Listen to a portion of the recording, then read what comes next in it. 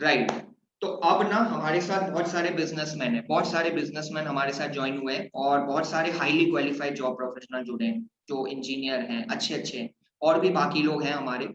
तो इन लोगों का एक मोस्टली सवाल होता है कि सर, एक तो पहले तो मुझे खुद का बिजनेस स्टार्ट करना है, ठीक है, और दूसरा सर मैं ऑलरेडी बिजनेस कर रहा हूँ सर, तो मैं आईबीसी बन के मुझे क्या फायदा होगा, मैं क्या क्यों बनूं, मुझे ये समझ नहीं आ रहा।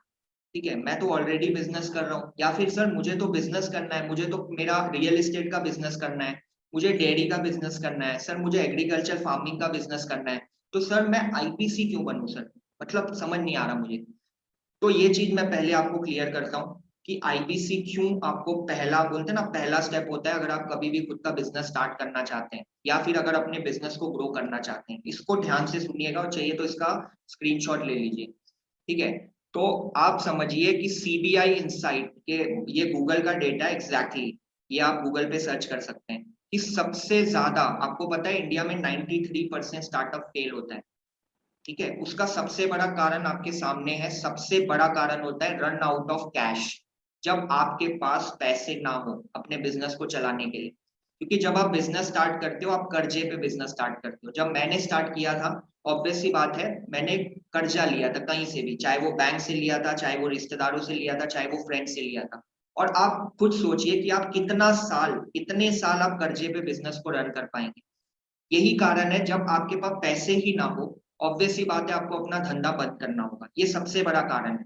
तो आईपीसी बन के आप एक साल में, एक साल 1.5 साल का प्लान बना के 3 महीना, 6 महीना, 9 महीने में आप यहीं से 5 लाख, 10 लाख, 12 लाख, 20 लाख रुपया कमा के इसी पैसे से खुद का बिजनेस स्टार्ट करिए।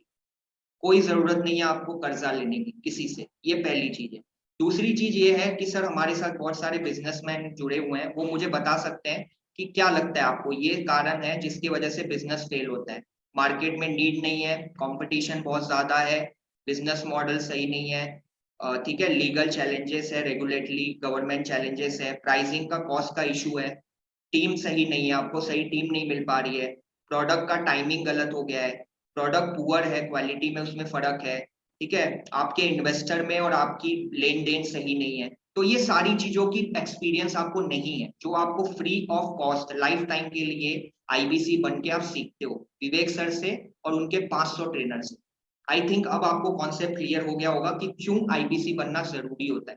क्योंकि आईबीसी बनने के बाद आपकी जो फेलियर की चांसेस है वो कम हो जाती है। इन टर्म्स ऑफ आपके पास पैसे होते हैं, अच्छे खासे बैकअप होते हैं कि जिसको आप यूज करके अपने बिजनेस में लगाइए।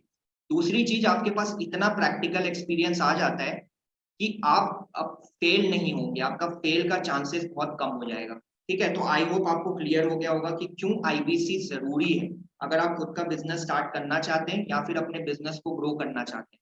तो क्यों आईबीसी जरूरी है? क्योंकि सारी ट्रेनिंग लाइफ टाइम के लिए, जिसके लिए अगर आप एक भी ट्रेनिंग लेने जाएंगे मार्केट में 30-40 हजार रुपया ले लेता है कोच, क्योंकि बिजनेसमैन आपको सिखा रहा है, वो अपना टाइम दे रहा है। लेकिन आपको लाइफ टाइम के लिए सारी ट्रेनिंग फ्री मिल रही है, जिससे क्या है कि आप अपने बिजनेस में फेल नहीं होंगे। जब बिजनेस में इंसान फेल होता है, यही कारण है जिसकी वजह से वो फ्रस्ट्रेट होकर छोड़ देता है।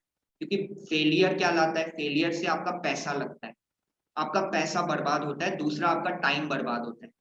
और यही कारण है जिसमें बिजनेसमैन फ्रस्ट्रेट होके बिजनेस को या तो छोड़ देता है या और उसमें उलझ जाता है।